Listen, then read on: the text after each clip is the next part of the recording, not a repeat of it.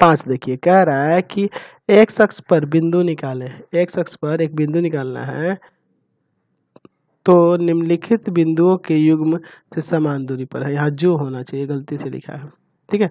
x अक्ष पर बिंदु निकाले जो निम्नलिखित बिंदुओं के युग्म से समान दूरी पर है, ठीक है। ये बिंदु दिए गए हैं, वहां से वह बिंदु क्या है, समान दूरी पर है, ठीक है। यहाँ मान लेंगे कि माना x अक्ष पर स्थित बिंदु, x अक्ष पर स्थित बिंदु P जिसका निर्देशांक क्या मान लेते हैं, x, 0। ऐसा क्यों कर रहे हैं, क्योंकि देखिए x अक्ष पे स्थित है तो x का मान होगा, लेकिन y का मान वहाँ क्या होता है, 0 होता है। y नियामक 0 होता है ना x अक्ष पे, इसलिए x, 0 बिंदु P x, 0 जो बिंदु A 7,6 है ना, तथा बिंदु B 3,4 से समान दूरी पर है। समान दूरी का मतलब समदूरस्थ है, समान दूरी पर है, ठीक है। ये हम लोग मान लिए। चलिए यहाँ पे दर्शाते हैं। एक बिंदु P हो गया जिसका निर्देशांक है x, 0। ये कहाँ है, x अक्ष पे है, इसलिए इसका निर्देशांक ऐसे ले रहे हैं।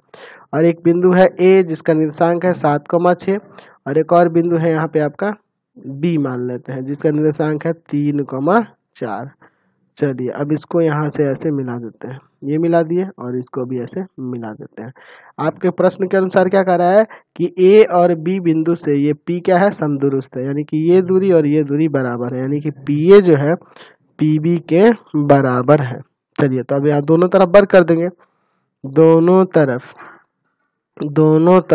वर्ग करने पर तो यहाँ से हो जाएगा PA स्क्वायर बराबर में PB स्क्वायर। अब दूरी सूत्र का प्रयोग करेंगे लेकिन रूट नहीं लगेगा क्योंकि यहाँ पे स्क्वायर है ना, तो क्या कर देंगे, तो कोई दिक्कत नहीं है, हो जाएगा x - 7 का स्क्वायर प्लस 0 - 6 का स्क्वायर। ये ना हो जाएगा, समझ गए इन दोनों के बीच का। और इन दोनों के बीच का कैसे निकालेंगे, तो यहाँ हो जाएगा x - 3 का स्क्वायर प्लस 0 - 4 का स्क्वायर।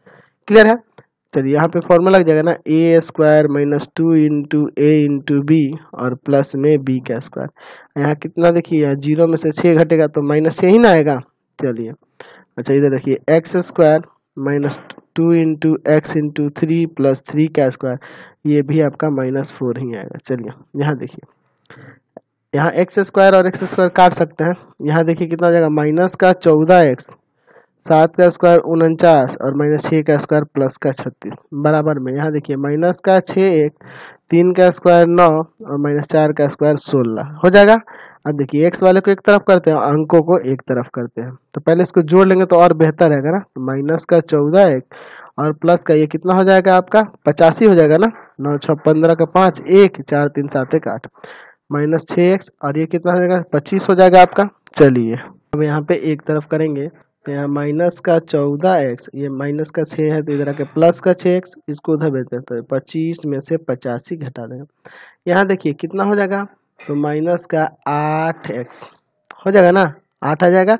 अब देखिए यहाँ पे क्या हो जाएगा, तो -60, माइनस काट दीजिए, x बराबर क्या हो जाएगा 60/8, 4 से काट दे क्या, 4 दूना 8 और 15 चौका 60, 15/2। तो आपको क्या करना था, हमें निकालना था ऊपर क्वेश्चन में x अक्ष पर बिंदु, तो लिखेंगे इसलिए x अक्ष पर स्थित बिंदु, x अक्ष पर स्थित बिंदु जो है वो क्या हो जाएगा, तो वो हो जाएगा 15/2 और कमा y का मान क्या होगा वहाँ 0। ये आपका आंसर हो जाएगा। समझ में आया। चलिए अच्छा यही हम आपसे कहें कि यहाँ जो x अक्ष पे कह रहा है, यहाँ पे y अक्ष पे कह रहा है, तब क्या करते हैं, तो y अक्ष पे कहेगा ना तो आपको वो बिंदु मानना होगा 0, y, क्योंकि y अक्ष पे x नियामक 0 होता है। ठीक है, ये चीज याद रखेंगे। चलिए क्वेश्चन